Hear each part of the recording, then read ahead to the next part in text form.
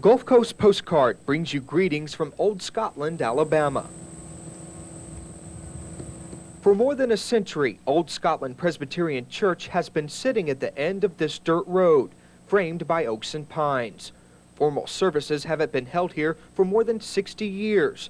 Back then on Sunday morning, the pews were packed. Virginia McMillan remembers the days. We used to have a choir that would sing there, but now it's gotten to where just congregation is choir.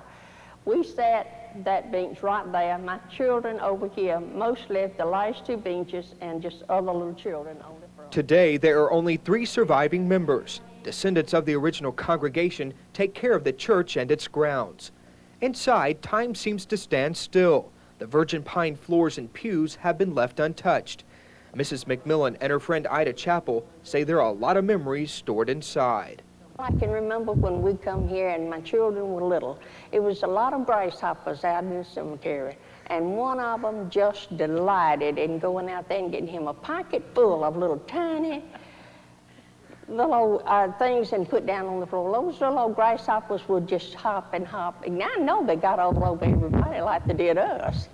It's amazing after all these years, the church still stands straight.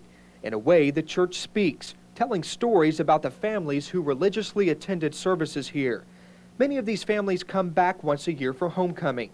The long-standing tradition happens on the 5th Sunday of a midsummer month.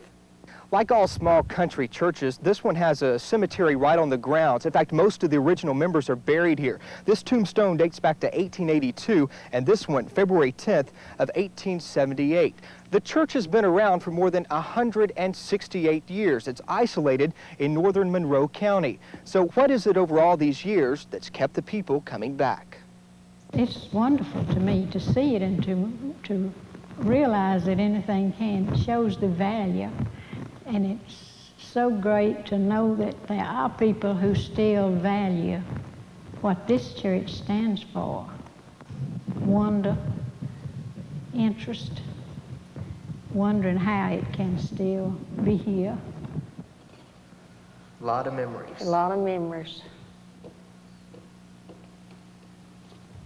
Some I wish I could forget it, but I can't.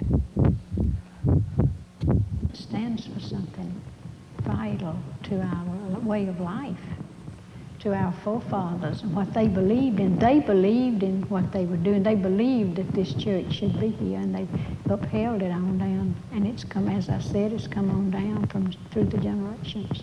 It's now up to the next generation to keep Old Scotland's values, ideals, and traditions alive.